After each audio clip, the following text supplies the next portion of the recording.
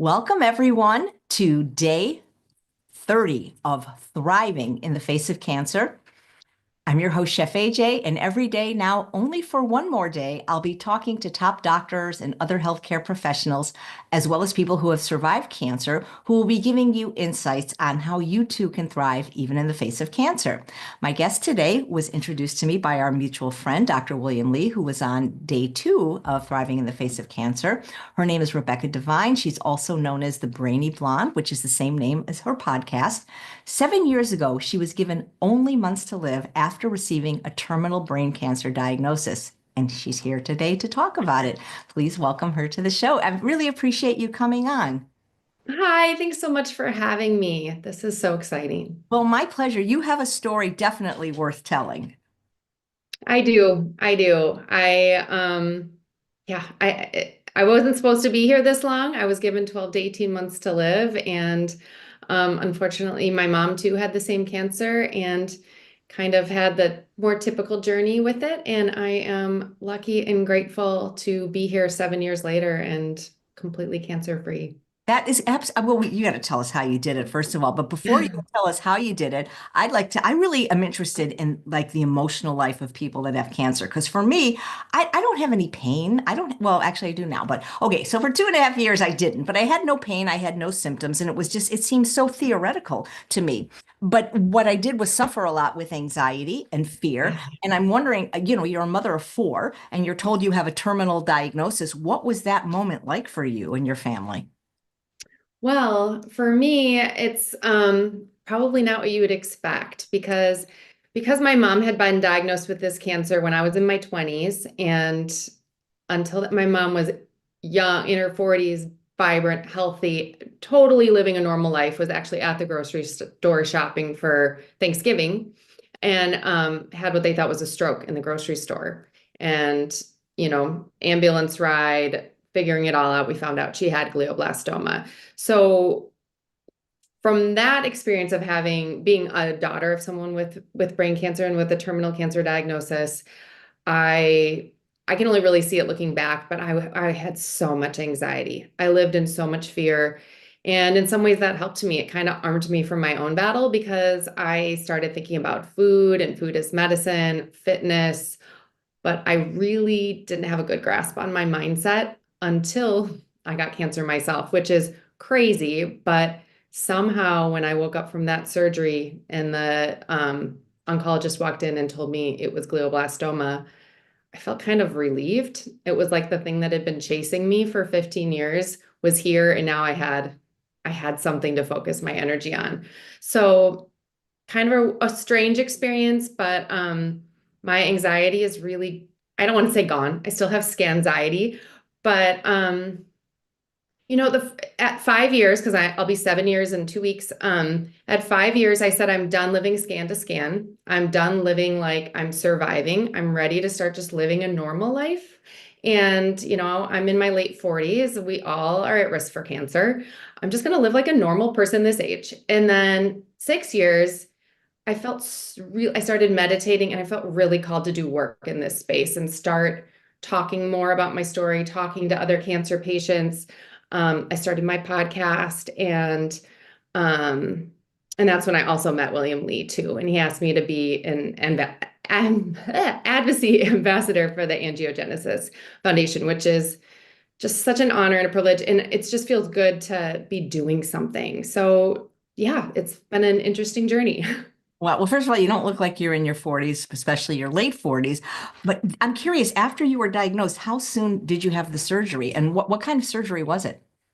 Yeah, so I was leaving a yoga sculpt class, like a heated yoga with weights and cardio class, and I felt kind of dizzy. And I hopped in my car and I was driving home and I had a seizure, passed out behind the wheel. And that's when I'm like, thank God I live in Minnesota because I crashed into a snowbank. It was February, and was fine. And even my car was fine. But they rushed me in an ambulance. I was like, that dramatic moment, thank goodness, led to them really digging deep into what was wrong with me because all my blood tests were normal. They're like, why would a normal, healthy person, pass out behind the steering wheel driving her car? And so they did, CT scan, MRI, and then the contrast dye MRI showed a small tumor in my brain. And then right away, I mean, I never left the hospital. They went to do the biopsy, but it was small enough. They were able to do a full resection, which I was very lucky. I had an amazing surgeon. And then they do, they test your tumor to see what it is, and they found out it was a glioblastoma, the same as my mom. So there must be a genetic component then with this type of cancer, I would imagine.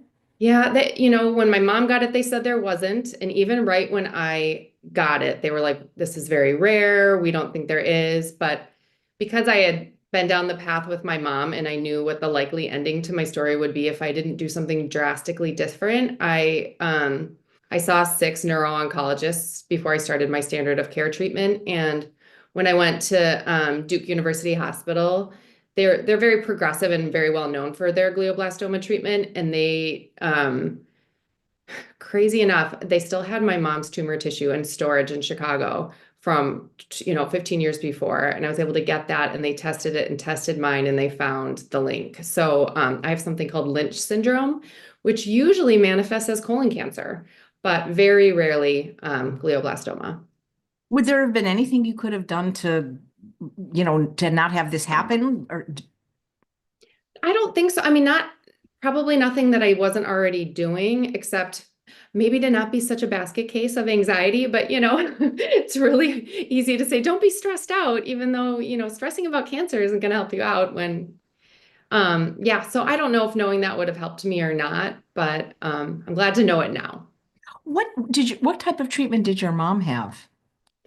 She had what's considered the standard of care, which remarkably is still the same today, which is concurrent temozolomide, which is a chemo that crosses the blood-brain barrier, and radiation.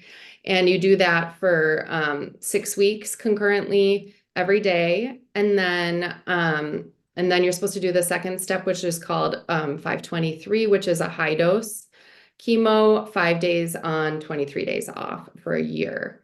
And my mom did that, but obviously, her journey was pretty short. And I actually did something very different and decided on my own not to do the 523 chemo, and kind of kept that a secret. So you did the surgery though. I did the surgery and the standard of care chemo and radiation for 6 weeks. Yes. Right. But I think you did a lot after that too that made a big difference.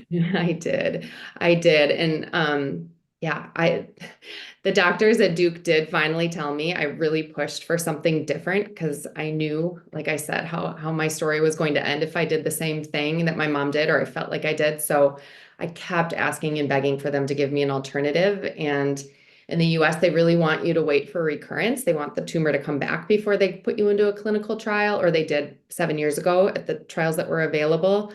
But there was an option in Germany, and it is what I chose to do and what has saved my life. I get a vaccine in Germany now annually, but back then it was every month. And it uses my own cancer mutations, and created a peptide and tried to teach my body how to create T cells to my own tumor mutations. I actually heard about that. I was having lunch with Dr. William Lee a couple of years ago at the Plantrician Project, and when I told him I was diagnosed with cancer, he told me about that. That's mind-blowing. Is it just for brain cancer, or can anyone do it? Anyone can do it, but there are a couple of caveats. One being most insurance doesn't cover it. 2 being you have to go to Germany to get it. So there's a pretty large cost component to it. So you wouldn't do it if there was a good treatment here in the US. You wouldn't be likely to do it. You would, it's kind of if you don't have any other options. Also, Saskia isn't going to, my doctor, Dr. Saskia Biskup, I know she would never have someone come if she didn't think that your tumor was likely to respond. So there are some things that they look at, and I don't exactly understand what they are, but certain mutations are more likely to respond to the treatment than others. So did you have to go, did you stay in Germany, or did you fly there every month? I flew there every month. The first time I went, it was 4 boosters over 10 days. They draw blood, and then they do what's called immune monitoring, where they kind of test your response in petri dishes to see if you're responding to the vaccine. And then it was every month, and I would fly every month. My sister lives in Rotterdam in the Netherlands. So that I think was such a gift and such a, I laugh because I'm always like, I would always be like, isn't there a way that I can see my sister more often? But this isn't really what I had in mind. But she would Be meet me careful. there. I would Be stay with careful her. what you wish for, right? Exactly, exactly. And we would, so a lot of times she would meet me or I would stay with her and then just kind of take a little flight over to Germany and back and get it's, and there really aren't a lot of, it's kind of like getting a bee sting. I mean, you get a site swelling, but no real complications or anything that would get in the way of me traveling other than, jet lag. So I would do that every month. And then I started to have a really good response. So they pushed me to every 3 months.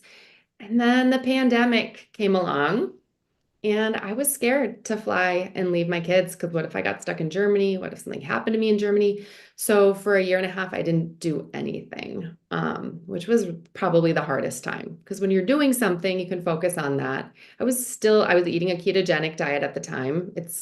There was a lot of evidence about it helping brain specific cancers. And so I was doing that, but really, there was nothing else I could do until the borders opened back up. But when I went back and they tested my response, it was still high. So then I was started going 6 months, 9 months, and now I just go once a year. And there's a limited amount that they make. So then it'll make my vaccines last a little longer.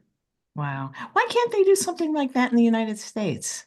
They're pushing for it. There's just a lot of regulation, so it just takes a little bit longer to jump through the hoops. But I know they're working really hard to make that happen, and hopefully it's going to be very soon. She was just published in Nature, which is a really renowned scientific journal, and I think that was a boon to getting it over here to the US. If she would like to be on the show, I think that would be a fascinating interview because I bet you most people don't know about this. Yeah, I agree. I think that when hearing her talk and her passion for this is so moving. I mean, there's just nothing like getting it right from Dr. Saskia. Yeah. Wow, that is fascinating. Well, we play this game, and I say we. There's a live audience watching on Instagram and YouTube, and I'm also active in the chat. And who does the guest look like? And so people are saying you look like Sharon Stone. Do you ever get that? Oh, interesting. I've never gotten that. I used to always get Sarah Jessica Parker when I That's was what I said. young. Hello, I said that in the chat, and they said no, Sharon Stone. I may be a Oh, that's cross so between the funny. two of them. That is Yeah. so.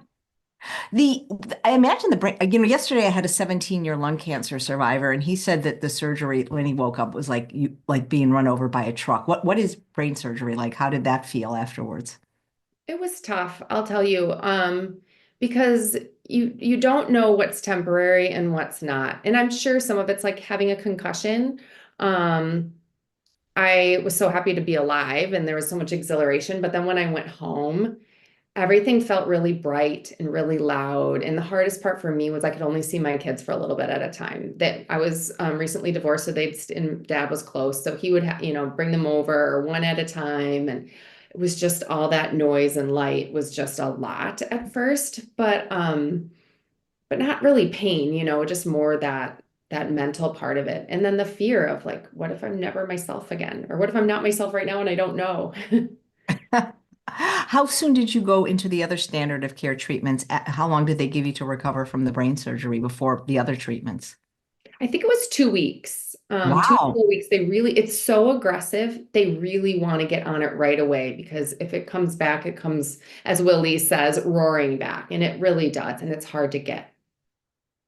Wow. And then it was a special kind of chemo. Yep, yep. Temozolomide or Temodar crosses the blood-brain barrier. So it doesn't always cause hair loss, but the radiation does because it zaps, so I lost like a quarter of my hair in the back. Um, and fatigue, headaches are the main part. I didn't have terrible nausea. I was lucky in that regard, but exhausting. Do you have any long-term side effects from having the treatments? I'm Like, lucky that I don't. I'm really, really lucky about that. Yeah, I'm fine. Everything has kind of gone back to normal for me. right, were you documenting your journey at all at the time or journaling it so you'd remember it? Not intentionally. I shared a lot on Instagram during the time. I would write some things, keep notes for myself, but I did this thing where I wrote every day love is, and it would just be sort of like a gratitude for something that someone wonderful would, a neighbor or a friend would just maybe drop off a matcha or maybe take my dog for a walk, or just these little things that you're like, oh my God, people around me are so amazing. And I just never, it's so easy to just forget about the little things when you're just stressed and you're going here and there. And I was like, it was beautiful. So I did document that. I'm working in on my first, I like to say first, I don't know, only book right now. And just, want to have it documented. Yeah. Yeah. Do you know the title yet? And if so, can we ask? Yeah, I think it's okay to share it. It's going to be called Cancer Saved My Life, because I truly believe it did. It made me fall in love with my life. It's crazy to say, but just because of my specific journey, I would never go back. I would never go back to my before cancer life. And it's easier for me to say because I don't have any long-term deficits for sure. But even with the anxiety and the fear, it's nothing compared to the way I lived before. I just live in just such a more Yeah. present way. I don't know if you experienced that. Oh, absolutely, absolutely. The minute you're diagnosed, I believe, I feel like attitude and gratitude are the two most important things to get through cancer. You're absolutely right. When people are like, "How did you beat this cancer?" I do think food, I do think fitness, but I absolutely think mindset every single time. It's just a key component. That's funny that you say food and fitness because I have my own little thing that I do for myself. I call it the 7 foundations for thriving in the face of cancer, and two of them are food and fitness. Yep. And That's friend, yeah. fun. I love that. That's really good. I made this for myself because these were the things that were important to me. Did you have, other than the anxiety, because what you saw your mother go through, were you always an anxious person like growing up, or was it your mother's cancer that really precipitated it? I don't think we talked about anxiety back then like we do now. But I like to say I was a firstborn Virgo perfectionist. And I just thought that was just kind of how the firstborn daughters were, and maybe it is how we are, but maybe there was anxiety all along, and I just never knew. I found that was the thing I needed to work on the most, especially because I didn't get an oncologist for the year in a year and a half, so I couldn't work on anything else. But I've had a couple of doctors on the show that were saying that anxiety or even depression can really suppress the immune system. And for healing from cancer and preventing it, you need your immune system as strong as possible. Absolutely. Yeah, and especially for the treatment I was doing specifically that fully counted on my immune system. I mean, I did Keytruda infusions, which I can't think of the words like That's I what don't know. I'm getting. Oh, I Are did not you? know that. Yes, I'm starting on Thursday. Tell me what that was like. I am so glad you're getting my father-in-law got diagnosed with terminal lung cancer 11 years ago. And he's thriving, just thriving. And I think we both would talk about that. We think the Keytruda was a huge part of it. Oh my God, you can he So I'm call so me happy you are. can he call me before Thursday and can he come on the show? You didn't tell me this. This 11-year terminal lung cancer. Amazing. You have a lot of amazing stories in your family. Yeah, he has been such a gift to me. He's just kind of like this pragmatic guy, but he just always kind of had this attitude like this isn't going to beat you. You're going to be fine. And not in a like clueless way, but in a really solid way that there's something about him and his faith in that I really leaned into. So yeah, second marriage and a father-in-law that's been in my life for, 6 years, but just such a gift. And Keytruda, the only side effect, and I had a normal person problem, is I now have to take a little thyroid pill because it did kind of kick me into a little bit of autoimmune. But I'm like, that's a normal person problem. I don't even care. That's okay. I already take a little thyroid pill, so if it has to be up to, yeah, that's Yeah, much better. I always say whatever's, when people say all the side effects, I always think it's better than dying, probably. exactly right. Give me the side effects. I can handle that. Yeah, you have such a great attitude.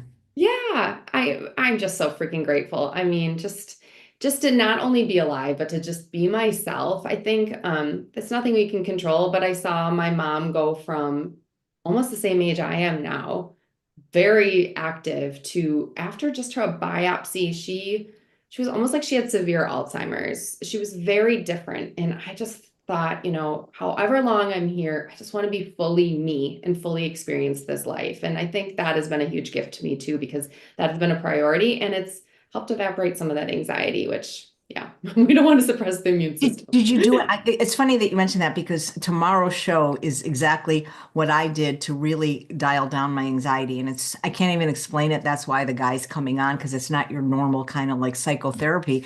But did you do anything special for your anxiety or do you do anything if you still have it? Yeah, I do think that exercise, I mean, because I am a little bit more of a go, go, go person, of course I can't just do basic, like not basic, but like traditional yoga. I have to do the like heated yoga with weights and cardio, or I have to run. But that helps me. I mean, sometimes just all that activity is good for me.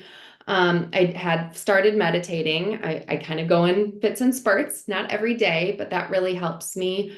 And just yeah, practicing that like that old saying of counting your blessings. Like if I get really anxious, I just think about like think of three good things today. And it just like takes it down.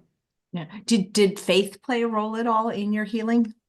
Yeah, I grew up Catholic. I don't have like a strong religious connection anymore, but I have, and bear with me if you think this is really crazy, but I'll be honest, because I had kind of stepped away from like formal religion, it was surprising to me. But when I woke up in my bed after I came home from the hospital, I woke up feeling, I don't know how to describe it except that I say that I felt held. I felt like God was with me in a way that I never felt since like I was a little girl and I would just like talk to God. It like came back. It came flooding back to me in such a like a beautiful way and it hasn't left me. So I feel very protected and loved and I have no idea what this journey is or how long it will be, but I know I'm on the right path. And that's just, there's nothing that can really replace that feeling. I don't know how I got it back, but I'm so glad I did. Yeah. Maybe those were your angels holding you. Yeah. Sometimes I think it's my mom, just my angel guiding me through. Your children were probably young at the time when, They were. Yeah, so because that, I mean, it's been 7 years. So my oldest then was 12, which is or 13. So, and they seemed old, and my youngest was 5. So yeah, they were little. And it's definitely taken a hard toll on them. And I try to always have open communication with them because I'm very public and I talk about my cancer all the time. So they don't get to pretend it never happened. But sometimes I think it's better just to talk about stuff. It's not like it goes away if you don't talk about it. It's still there. So I hope so. But we just have very open communication and they know why I'm so mindful about what I put in my body and why I put my workouts on the calendar. And it takes a whole lot for me to change that because I know it's all the stuff that's keeping me here and I want to be here with them. it must have been hard, especially for a 5-year-old to explain why mommy can't see you very much right now. And I know. And yeah, and that's such a blurry time for me with them. I don't know if that's just a protective mechanism or what.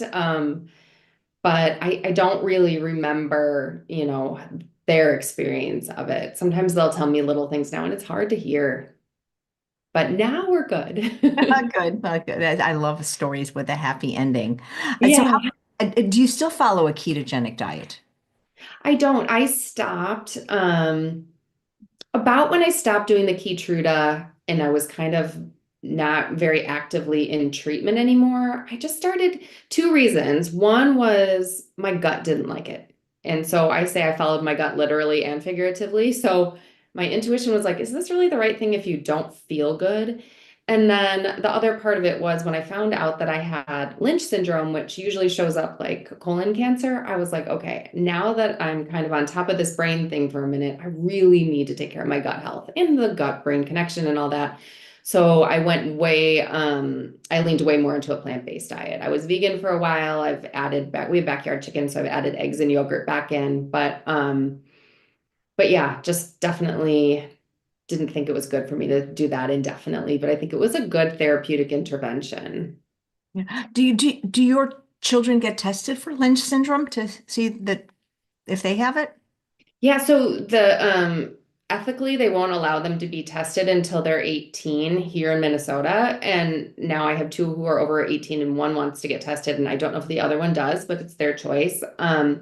But they say since it wouldn't show up until adulthood, they should decide as adults if they want to get tested. So But I think that we've talked about the fact that, cancer is advancing so much, the treatments have advanced so much that one, you're not going to even get this if you did for 20 years, and there's probably going to be a treatment. And if it shows up in like a colon cancer, I mean, it's the most treatable cancer there is if caught early. So, stay on those colonoscopies younger and get that. So we'll see. They haven't gotten tested yet, but I think that they probably will. Because you had anxiety having watched your mother. Do they have anxiety because of your having had brain cancer? Yeah, I think so. I think so. And who knows, if they would have had it anyway. But yeah, and I don't think specifically like, oh, am I going to get cancer? But just generally, growing up, I sometimes think that I they were born with anxiety because I was so anxious. Like I was pregnant with my oldest at my mom's funeral. I'm like, did I give them anxiety when they were born, or did it come on, with this diagnosis and watching me? I don't know. But yeah, it's hard. I mean, I think they definitely have some of those things going on for sure. Yeah. You talk about how you want to empower others to change the story of their lives after a cancer diagnosis. How do you do that? And how do you change it like during the treatment? That like I feel like once you've recovered, it's like maybe a little bit easier. Yeah. Yeah, I think the story part of it for me is when I got home from the hospital, somebody wrote a caring bridge for me, like that site Mhm. where they tell you what's going on. And I remember reading it and just being horrified.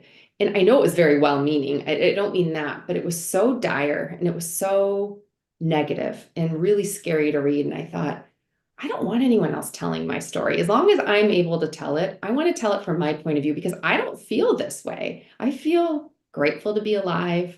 I feel hopeful. I feel optimistic. So that's a huge part of, I think, mindset and a huge part of what I want other people to do in terms of feeling empowered in that they can advocate for themselves. If they don't like what they hear from their first neuro-oncologist, it's okay to get a second opinion. As a matter of fact, most oncologists like it if you get a second or third opinion. They don't feel threatened by that. And to understand that this is something that the standard of care really isn't going to, I hate to say it, but isn't your answer. It's a gives you a little time to find what else you're going to do. And there are things you can do, whether you get the vaccine in Germany or what you do, what you put in your body, how you move your body, your mindset, all of those things that can contribute to your well-being and your immunity. Absolutely. Absolutely. How far along are you on your book? Not that far, probably only like 25%, but it feels good to be doing it. I just was like, it's so funny because as a kid, I was like a lit and philosophy major in college and I wanted to be a writer. But I always was like, they say write what you know, and my life has been so boring. And all of a sudden, my life is anything but boring. And I'm like, writing's kind of hard. So I'm working on it. Yeah. And I mean, just the car accident part would scare me enough. Yeah. Yeah. It took me a while to be able, I mean, for it to be safe for me to drive again, but then to want to drive again and feel comfortable and be like, okay, I got this, right? Nothing's going to happen. But I am on anti-seizure meds for the rest of my life, and I'm willing to do that just to make sure, that that would never happen and I would never put myself or anyone else at risk. But yeah, it's been quite the journey. I mean, just going from, living a pretty basic suburban life to flying to Europe every month and then just the people that I've met in the last year, it's been pretty exciting. Um, what have your doctors said about your story? Yeah, it's funny because my original neuro-oncologist here, I like because it was convenient and it was close, and he was kind of towards the end of his career, so he was willing to just support what I was doing in Germany and just do my MRIs locally. But I love this story, and I think you're going to resonate with it. So the only thing he wouldn't talk to me about was food. He was like, you can do this Germany thing. I don't care. I got you. I'll do your MRIs. If you want to, he's like, you could buy a new car or you could go to Germany. And I'm like, or I could die. Like, okay, whatever. But he supported it, but he was like, I'm not going to talk about food. And at one point, the nurse practitioner saw me. It was one time. But I was there with my girlfriend who came with me to that visit, and she talked to my girlfriend, not to me. And she was like, it doesn't matter what she eats. She should eat whatever she wants while she still can. And then she went on to talk about this patient she had that just died and didn't have that last piece of pumpkin pie on Thanksgiving that he wanted, and how sad that was. And I was so upset because I thought, first of all, I'm still here, talk to me. And second of all, like that was empowering to me to feel like what I put in my body could affect my health. And she was maybe thinking she was doing me a favor, but she was taking away that power.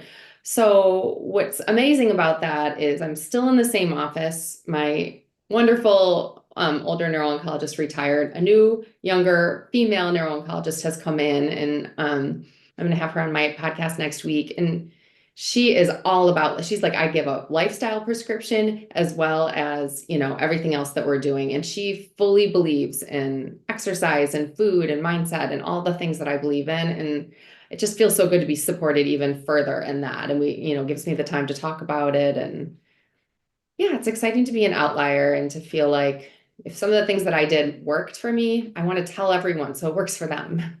Yeah. I've seen like, I don't know how many oncologists I've seen, three radiation, and just a bunch of them. And diet has never come up at all. Yeah, you really have to push for it yourself. I mean, I read so many books in the beginning. I remember one of the first ones I read was Chris Carr's Crazy Sexy Diet. And I loved it because she was kind of funny and would swear, but it was like, okay, somebody wrote a book about this. And then once you start looking, you can find stuff. And obviously, this is a huge part of what you do and teach people about the health benefits of food. And then, Dr. William Li with his, like, the scientific facts, the evidence, the research behind, like, and I don't know any of the chemical names, but the compounds within the foods that you put in your body and what they're actually doing in there is just so cool. I'm so glad. What happened? I can't hear her. Hello? Oh, I don't know. Something froze Oh, for a yeah, sec. okay, good. Yeah, okay, okay. For a minute, I couldn't hear you. Dr. William Li. Okay, I heard that. So maybe repeat if you remember what you just said. Oh Okay. yeah. Why am I not hearing her? Guys, are you hearing her? Is it something I'm doing? Charles? Wait, Okay. Am I back? you're back. You're back. It's just, Okay, good. I love that I live on 5 acres and I have chickens, but sometimes the internet just okay. loves to do it. I was just So I'm push. I was, sorry. okay. I just want to make sure there wasn't anything. Okay. So going back to Dr. William Li, you were saying Yes. about the food and things like that.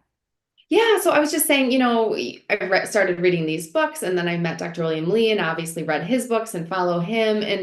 And I love that it's not just like eat healthy or, or actually what I really love is that it's not you can't have this is poison, this will kill you. The scary part, it's him, the scientists right now researching the chemicals and the compounds in food and talking about what's happening in your body and why they're so good for you is just exciting.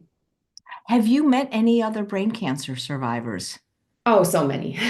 It's part of the reason why I started doing this is, I would put things on Instagram and then I've talked to people all over the world, India, Israel, Spain, everywhere, Poland. I've done Zoom calls and trying to connect them with my doctor in Germany or tell them how I've survived. Obviously, I want everyone to beat this thing. I mean, we need to find a cure. And yeah, I talk to people all the time. So in person, I know a handful of people. It's supposedly rare, but online, thousands, hundreds at least. What are you like in a group with them? Do you talk to them regularly? Yeah, so there's a Facebook group with about 25,000 members of survivors, thrivers, and caregivers. And then, yeah, mostly just on social media.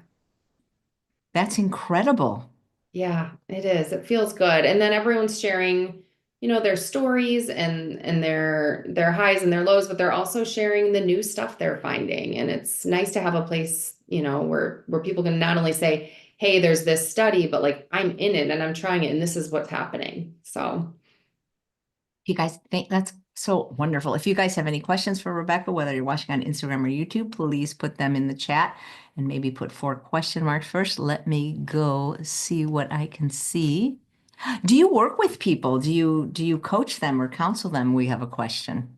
Yeah, I don't at this time. I've considered doing that. But mostly it's just more casual, more conversations, trying to help where I can. Thank you. Linda said, how were you able to arrange for the treatment in Germany? Like, what was involved in going there in the first place to get the treatment? Yeah, so finding out about it and then reaching out and talking to the team in Germany and then having a meeting with Dr. Saskia, they have to review your tumor sample and make sure it's a match and then create the peptides. But as far as the actual travel, it's all kind of arranged on your own. The thing that's so amazing about this is it's in this little town called Tübingen in Germany, which I would say would be like a bucket list place to visit if you just wanted to travel in Europe. It's the cutest little town, so walkable. It just feels like you're on a little mini vacation when you're there. And then I sometimes, walk from my hotel or take a taxi to the office, and it's just, you know, 2 shots, maybe drawing some blood, and then I'm done. It's called Tübingen?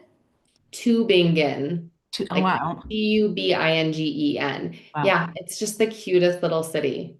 Almost sounds like to vegan. That's so cool. Yeah, yeah, it does. I'm guessing you probably got a lot of frequent flyer miles from this experience. I know, I do like it. When I didn't go very much, I'm like, oh my gosh, I lost my status.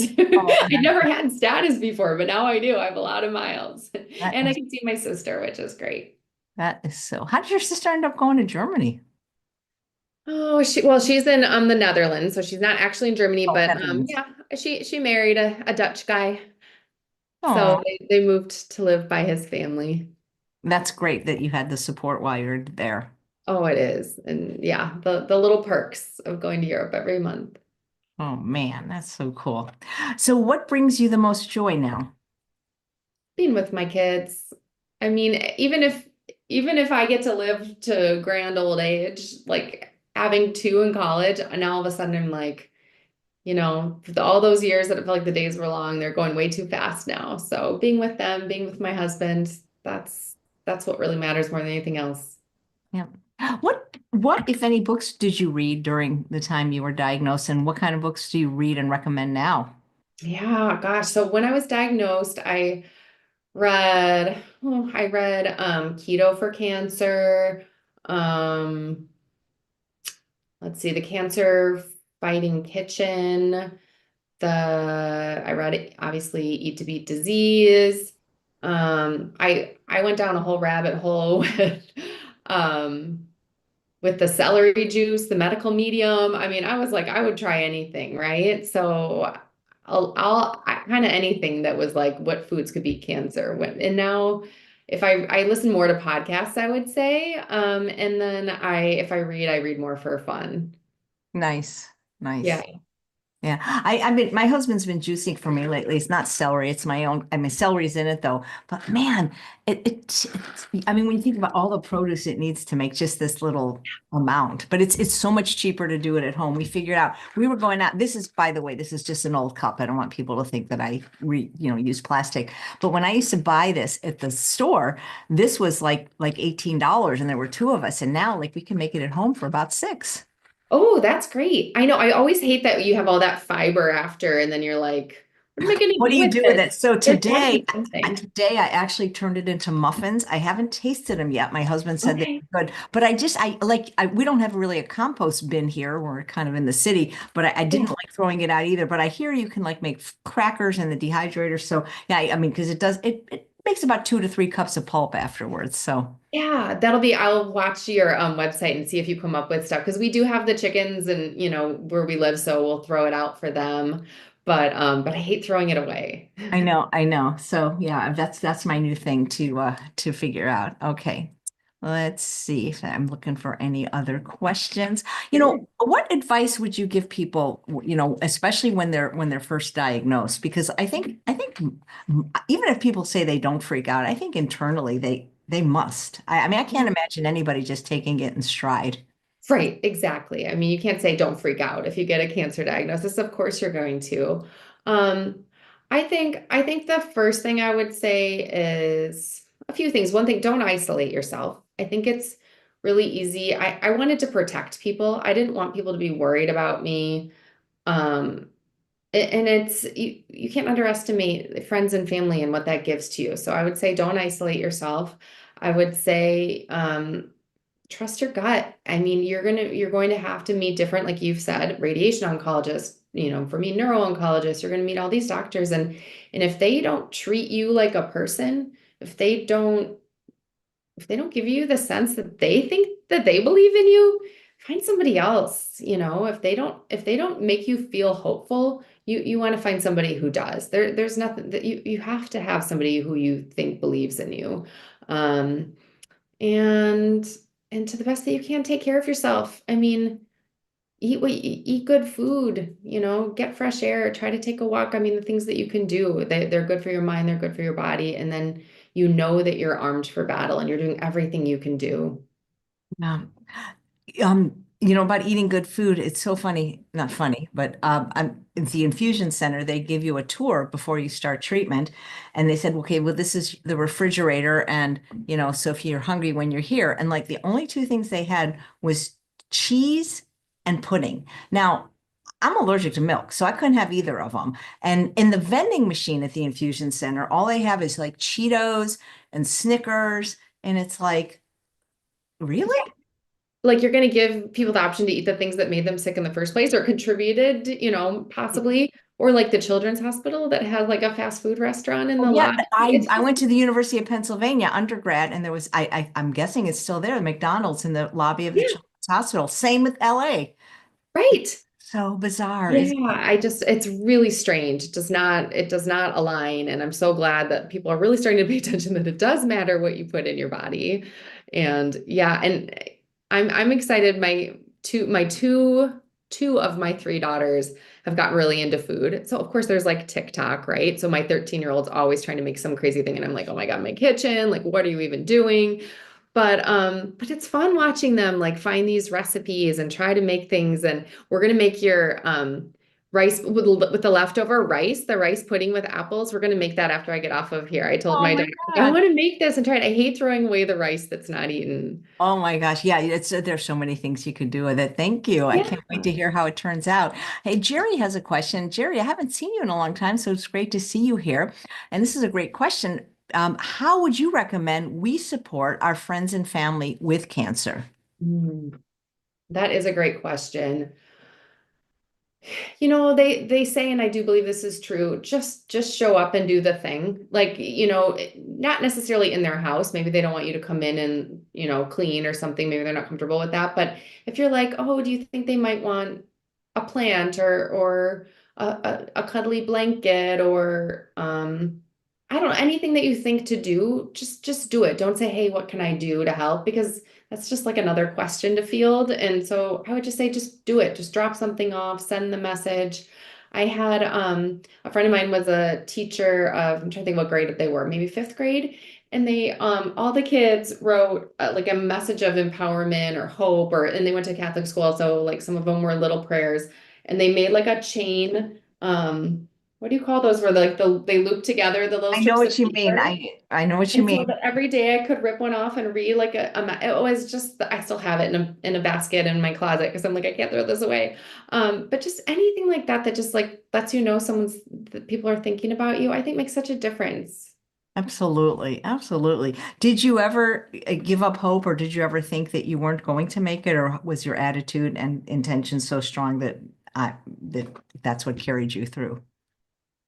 Yeah, I don't know if it's like the philosophical part of my brain and how I did this, but I never knew if I was going to make it or not, but I never gave up hope. I just felt like my life from here on out, I don't know how long it's going to be, but it's going to be different and better. And now that it's been 7 years, I think I'm a little more attached to the fact that maybe I'm going to be okay. But if I get too attached to that feeling, something that I can't control, then I really just try to remind myself of nobody knows how long they're going to be here, as cliche as that sounds, but just really be present in the day, really enjoy the day. So I never lost hope. Yeah. Well, I think that's the most important thing. Yeah, I do Yeah, too. absolutely. Well, I wish I had known you before, and then I could have compared the two Rebeccas.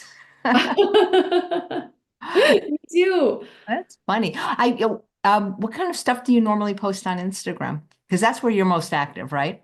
That is, I mean, it's just, I'm old. It's hard to learn new technology. I want to get on YouTube and do some more things, but I kind of like have my thing. So I usually do messages of inspiration or things about food or recipes, fitness stuff.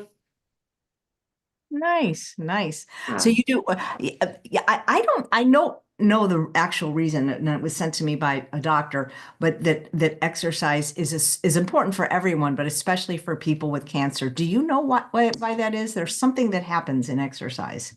Well, our buddy Dr. William Lee just told me this, and now I've been like Googling it everywhere. But do you know when you like flex, I think it's when you flex a muscle, it releases something called a myokine, and they call it a hope molecule because it's something that boosts your immunity and your mood. So it's amazing. I mean, I think that you can't underestimate, like you can't forget that your brain is, I think, a muscle too, right? And it needs to be worked, and working your body really helps with anxiety and depression, but also immunity. Amazing, amazing. Let's see. Have you ever like talked anywhere, like given talks, I don't know, about this to an audience?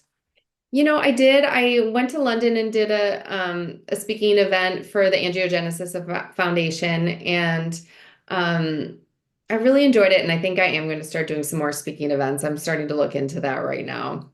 Yeah. Has anyone contacted you, like that has had your exact kind of cancer and wanted like, I don't know the words, coaching or just support or advice? Yeah, I do get a lot of that, and I've tried to put more stuff on my website because it's hard to kind of talk to people one-on-one as much as I would like to. Um, but yeah, I get that a lot, and I try to talk to as many people as I can, and then I try to keep putting more information out there so people have resources when they reach out to me. Nice.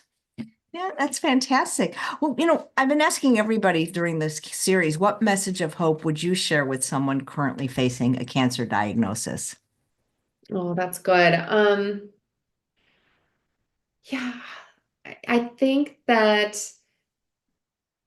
I mean, I say my four-letter word for cancer is hope. And I just think that that is the antidote. It's the antidote to the feelings around it. And I sometimes say cancer cells, like, I think they hate hope. I think they hate joy because it really doesn't feel like it creates a very happy environment for, for cancer cells to proliferate, as weird as that might sound. So I think hope has to be your go-to. And whatever you can do to create hope, whether it's thinking of things that you're grateful for, creating more joy, more space for joy in your life. We all are busy. I mean, I have another day job. I run a design build business with my husband, and, taking kids everywhere. And there's all this stuff but you really can't apologize for carving out time for joy in your life, because that could be one of the things saving your life. Yeah, well, for me, joy is fun, but I do wear this bracelet just because I I think that, love yeah, that. I can get you one if you want. Here, Yeah. I'm ordering them. Hold on. I just have to order a second one. Okay. There we go. Making myself a note. Oh, I love it. So there's a question, and it's directed to me, but I'm going to ask you to answer it as well, because in your case, there was probably no way to screen for, it's not like, with colonoscopies, you can often screen in Mhm. advance. Or colon Right. cancer manifests, there could be a polyp and things like that, but there was nothing you really could have done to know in advance that you were going to get this, right? Yeah, it's funny because obviously my sister lives in Europe, but because we have the same mom, she does get screened annually for she gets MRIs, and but it's like it's such a fast growing cancer that annually, almost, I don't know, I don't want to say it seems silly, but it's just, I don't it would have to be really lucky to catch it in an annual MRI. So, but at least there's a baseline, I suppose. But I don't think there's really anything that you can do. I mean, I didn't have any symptoms, I was like doing an intense workout and I thought I just was dehydrated. Like I had no indication there was anything wrong with me. So there really wasn't anything I could have done. I think they're getting to the point where they're doing, I mean, I don't know if you know more about this than I do, like liquid biopsies and different things where they can kind of look. Yeah, well, that's interesting that you said that because I could not get a biopsy when I was diagnosed because there was several reasons. It was just not recommended at the time. The tumor was too small. It wasn't until it doubled that it could even really be easily biopsied. So I paid my own money. It was like $2,200 for a liquid biopsy. And in other countries, these are standard because it's so much less invasive. You still sometimes need the tissue biopsy if you're going to do like the genetic testing and things like that. Yeah, But just for the diagnosis, it was exactly the same as the tissue biopsy. But in our country, they're like, they don't, they don't want to accept it, even though it's accurate. And it's it's accurate. Yeah. because there's some people that like, I don't know, like certain spinal cords or brain cancers, you can't just biopsy it, but this liquid biopsy, and I had the guy on the show, but right now, there's a lot more money in doing a surgical biopsy than doing a blood test, you know? That's the problem. And obviously money runs our country, but it's really hard for us to be behind other countries when it comes to some of this stuff. It's hard to Yeah. hear. Yeah, that's that whole thing that you did in Germany. I have to talk to that doctor because that's just amazing. And I Yeah, I'll send why you her info after. yeah, you're wondering why they're not just jumping on that, but like you say, there's a lot of money in cancer treatment, a lot of it, you I know. know. And then if you can do so, like the end goal is a prophylactic vaccine, right? I mean, we have HPV vaccine, but like if they could get to the point where people are tested and then they could give them a vaccine so they never got the cancer, I mean, that's the dream, I think. And it can do no harm because it uses your own body's, I'm trying to think of the Yeah, right word yeah, for it, but it can't hurt you, that's there. right. Because it's like you're using your own body. It's not like Exactly. taking like something. Yeah, with the Yeah, people are very scared of. Some people are very I vaccines. know. It's not like that. It's your own body that you're Exactly. own body. Yeah. That's So what I'm trying to say, not very eloquently. But since yeah, there's I know. if you do I no know. harm, like why wouldn't we push for this? But then you just forget how much money is in cancer, sadly. Absolutely. Oh, it's a lot. And yeah, and I knew exactly what you meant, even though I couldn't articulate it either. So the question is because I was diagnosed accidentally, or the word is incidentally, because I had no symptoms. And the question is, knowing that, would you highly suggest that everyone gets screening earlier? And I don't know how to answer that question because I think it's got to be a personal choice because for me, I would have rather not known and just lived my life until I lived my life. But, once you can't unknow. Well, and they say that we all have cancer in our bodies all the time at a certain age, and our immune system can handle a lot of it. So if you were to just get a CT scan right now, you might see a tumor somewhere that would have resolved itself with your healthy diet and everything else that you're doing. And then you would have done all these interventions with side effects that who knows what that would have done. So I think it's a really fine line to walk where being proactive versus creating a problem that maybe wouldn't have even been a problem. Yeah, yeah. No, she's not talking about an mRNA vaccine. She's talking about a vaccine. Yeah, I guess you came late to the show that is created with your own body to vaccinate you against your own cancer. Please watch from the beginning. Yeah, I know. Called a peptide vaccine or a neoantigen vaccine. Yeah, You can Google that. people are talking about how options at hospitals and things like that. How do you follow her? You just because one of the Instagram viewers, Patty, says you follow her by going to her Instagram page. You have two, so you want to. They're in the show notes. Yeah. So I have at That Brainy Blonde is my main, and then I have Brainy Blonde Podcast too, where I have another one there. But most of my posting is on That Brainy Blonde. Yeah, and yeah, how many podcast episodes have you done so far? I've only done four, so I've got to get a little busier on those. I'm doing a prophylactic vaccine for Lynch, so I'm going to Germany monthly again. So with all that travel, I fell a little behind over the holidays, so I'm trying to ramp it up again. But I've got a lot of recordings in the next 2 weeks, so I should get them back out there. What kind of guests is it mostly interview? Like what kind of themes and guests are you doing on the podcast? Yeah, I want to spread hope. So I do have pretty specific, neurosurgeon is my first one. There's a new medical device. It's using sound therapy called sonodynamic therapy that is really been effective. And it's crazy because it again does no harm. You do have to shave your head for it, but they are really exploding in clinical trials with the sonodynamic therapy. So I have one with them, which is really exciting. I have another one with a friend of mine who lost both of her parents to glioblastoma. So talk about not being genetic. There's some things about environmental factors with cancer that we're kind of trying to look into, and then I have one with my sister because she's a birth doula and a death doula. So that's an interesting one too. Wow. Is that the sister in Germany that's a birth doula? Yeah. Hmm. Wow, she gets them on both ends. Exactly. And she's just like a born caregiver, so she has found her calling. That is so interesting. That second episode sounds really intriguing because I've shaved my head twice for to raise money for other charities. The only thing I didn't like about being bald is you're just a little bit more cold, but that sounds like an intriguing device. What does it do exactly? Yeah, so you drink something and I don't know if it's the same, but it kind of reminds me of the drink that you do if you're getting a PT or a PET scan. And then it like lights up the cancer cells under, with their device that they look at. And then they use sonodynamic, a sound therapy, and it like can pinpoint those cells and kill them. Wow, where do they do this?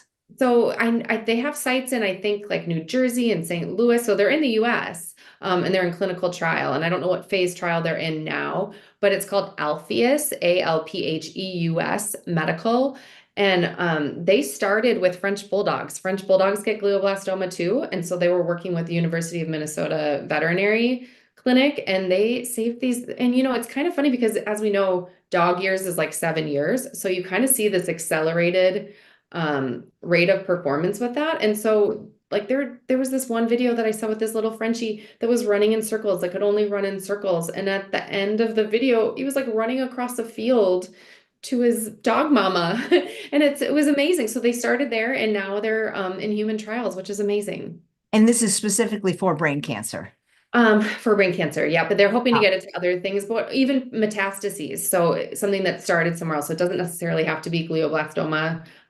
Well, eventually it won't. I don't know where it is in the clinical trial because I know there's rules, but yeah, metastasize to the brain cancers as well. That is so interesting. Were you offered any clinical trials when you were diagnosed? I was not. The reason I first went to Duke was because there was a lot in the news about the polio vaccine trial they were doing. So they were trying to do something with immunity using like a dead polio vaccine. And so I thought that was super cool. But they at that point weren't accepting any patients until they had recurrence. So for a second tumor.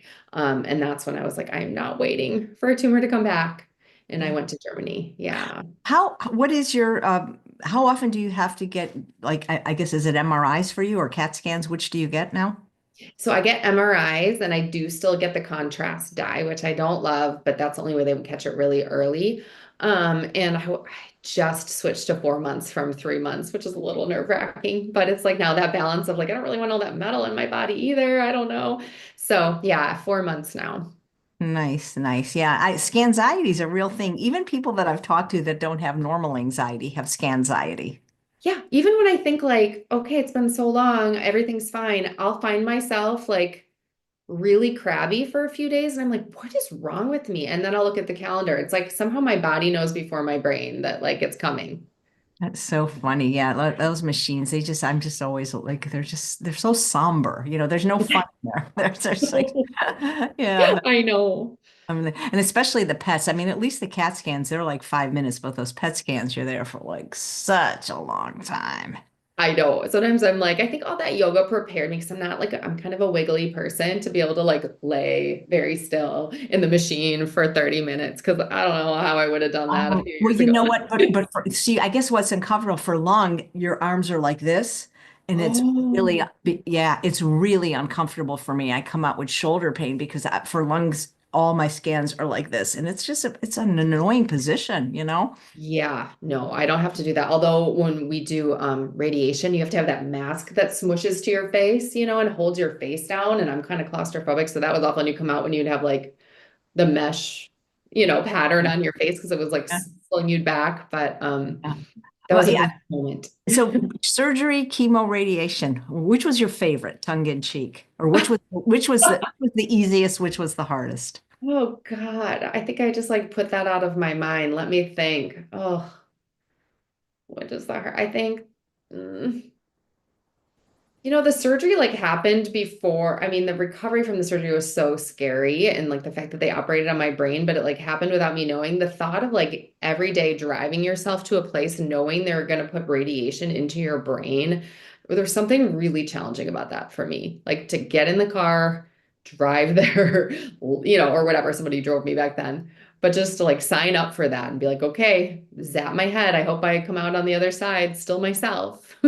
I would imagine because the way your brain surgery happened after the accident, in a way, it was probably better because you didn't have the anxiety of having, you know what I mean, to think Yeah. about surgery and go to the surgery. It's just that, so that in a way might have been a little bit of a blessing. Oh, I think it for sure was. Yeah, think about it and plan it that would be a lot of anxiety. That would be hard. Yeah, well, I think you have a lot of angels because the fact that your car accident, you weren't injured, nobody was injured, your car Nobody was was injured. injured. It's a Yeah. great story. Well, you know what? Here's the thing. You already look like Sarah Jessica Parker, so finish the book. It'll become a screenplay and she'll play you. Oh my God, wouldn't that be the dream? Absolutely. Well, it could happen. You never know. I mean, if you would have said this to me 10 years ago, I'd be like, okay, whatever. But this roller coaster I've been on, who knows? You never know. Well, it's been such a pleasure talking to you, and thank you so much for the work you're doing to inspire other people. And congratulations on being a 7-year survivor. Thank you, and my best to you. It's been so wonderful getting Uh, to know you, Oh, AJ. thank you, Rebecca. And thanks all of you for watching day 30 of Thriving in the Face of Cancer. We want you to know that wherever you are in your journey, we believe as long as you're still breathing, there is still hope. Please tune in for the final day of Thriving in the Face of Cancer tomorrow, day 31, where I will be talking about how I manage my anxiety now with, I don't know what else to call it, but the magic unicorn